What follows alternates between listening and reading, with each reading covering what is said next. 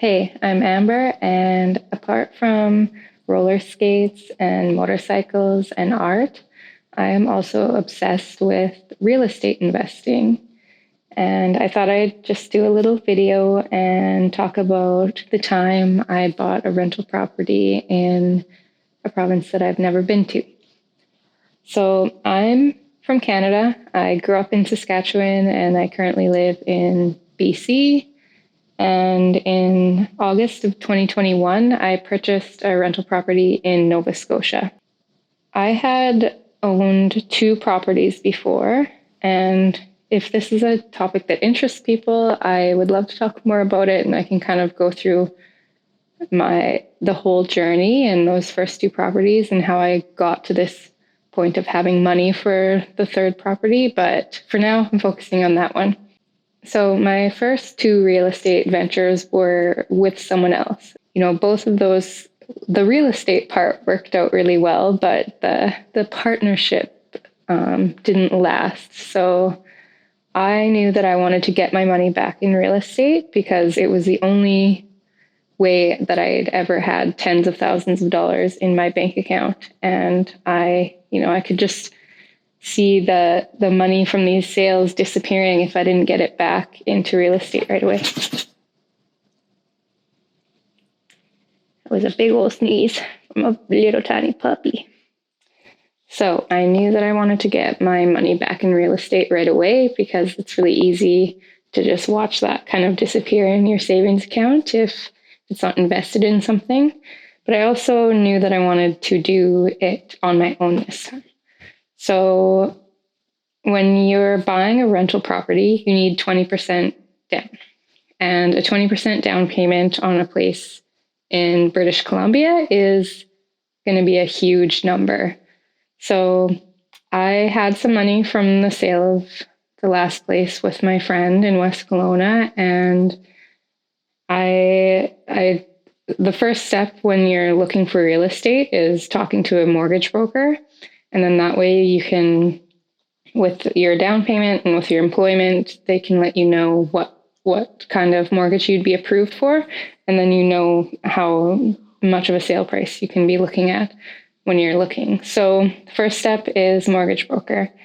And I already had a good mortgage broker from the last purchase I made. And then the next really crucial step, a really great realtor, and especially if you're going to be making a purchase like I did in a different province, because it comes down to communication, and some people are better at communication than others. And so after speaking with my mortgage broker, I knew that I could make a purchase up to about $300,000. So, and you can get on Realtor.ca and just put a filter for $300,000. I probably put a filter also for a house so that I could avoid, strata fees. And then you can kind of see that the little map markers, there's very few when you have $300,000 for a house in Canada. So that kind of narrowed my search down to Eastern Canada. There was, especially at this time in 2021, before prices have rose even more, is there Nova Scotia, New Brunswick, Newfoundland, PEI. These places there's lots of houses for sale for $300,000 or less. So I just kind of would look around, and there's some factors to take into account when you're looking for something that would make a good real estate investment if you're looking to rent a property out. So one would be return on investment, or ROI, or cash on cash return, which ROI takes into account debt. Cash on cash return is calculation just based on the actual cash you invest in. So, or invest with. So like your down payment and the cash that you have to have on hand for the sale. And so there's different ways that you can do these calculations, or like I had a spreadsheet that had just a ton of properties, and I would go through and plunk in, like I made a little formula. So I had the sale price of the house and then kind of the estimated costs. Some of them you could tell, and some of them were like you just estimate. Like you just kind of get to know what average utilities might be, and then you put in your estimated rental income, and then you can calculate what your ROI would be. And this is just like a really good way to actually get numbers and not just be like, oh, that looks like a nice place in a nice neighborhood, but like you're actually doing the research and you're getting a kind of specific number. And there's numbers that you want to stay within or over, like a cash on cash return of above 10%, for example. And these are things that I would love to go into more detail in another video if this is something that people are interested in, but I'm going to keep it pretty high level and not exhaustive in this video. So yeah, you're looking at what kind of ROI you can get and the vacancy rate of the area. So there's different websites that you can look and see what the vacancy rate is. So basically the percentage of vacant homes there are for rent. So if that number is really low, then that's good for real estate investing, because then the supply is low, demand is high, and you have a better shot at, first of all, renting your place out and getting a good price for it. Average rental rates of the area. Again, there's websites that you can look at to see that. Short-term rental opportunity, like are there rules in that city that you can't have any short-term rentals? This is like pretty prevalent now. There's been a lot of cities cracking down on Airbnb and whatnot, but like that's something that I really like to keep the option open for. The place that I have, I do long-term rentals, but I really like the idea of short-term rentals or having that option open. So it's something to look into.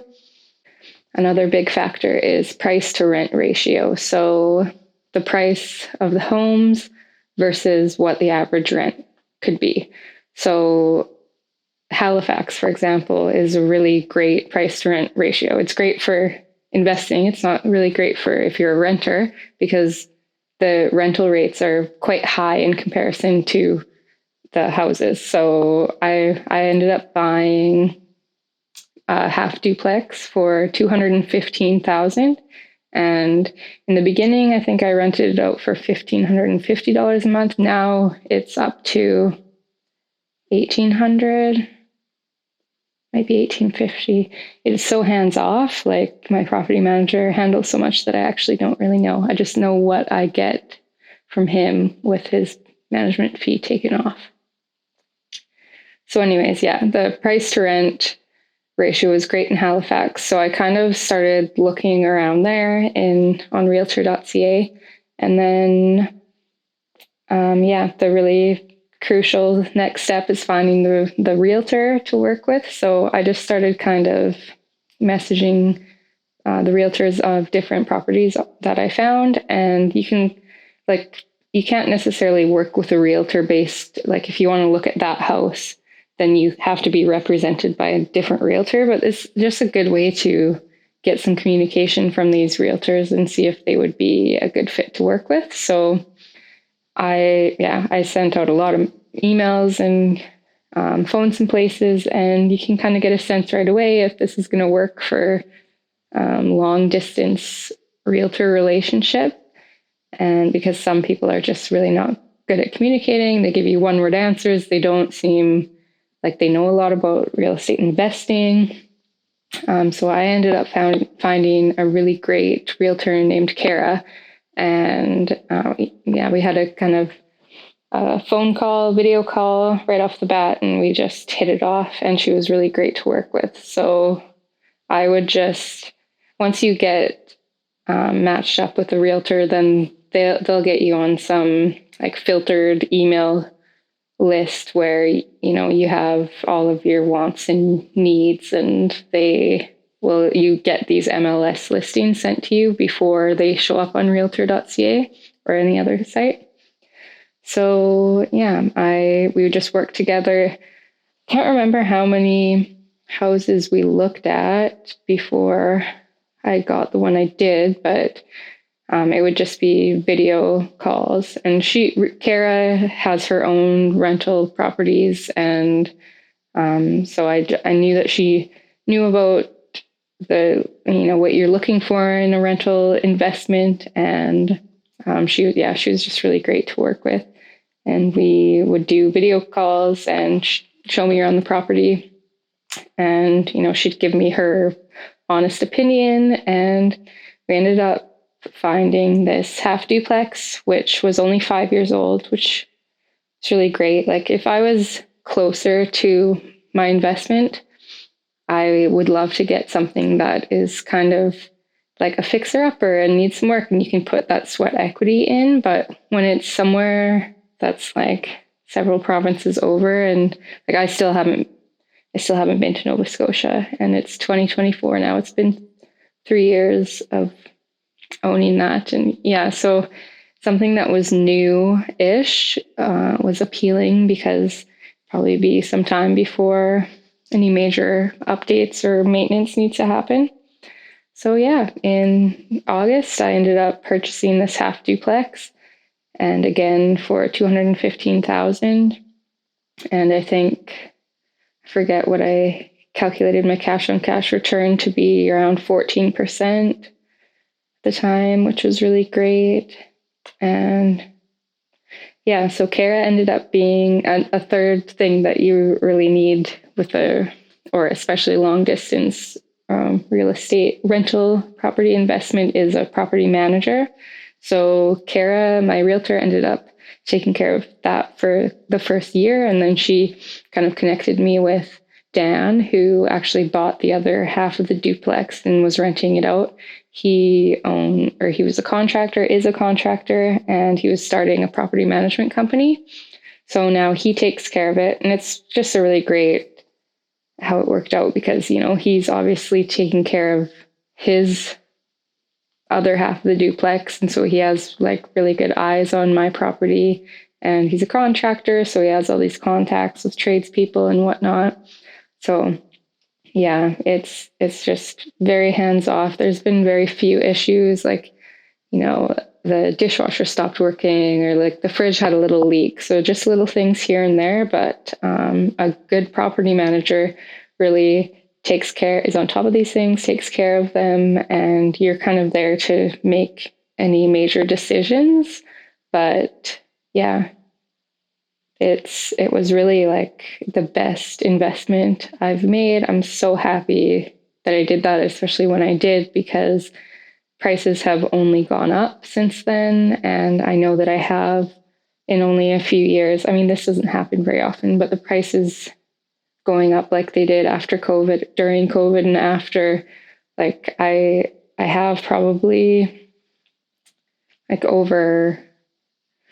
definitely over $100,000 in equity in that property. And I'll be able to leverage that in the future to take I could take a cash out refinance and use it as a down payment on another home. Right now, I'm kind of doing the unemployed artist thing, so I wouldn't be approved for much of a mortgage, but I just know that I have this great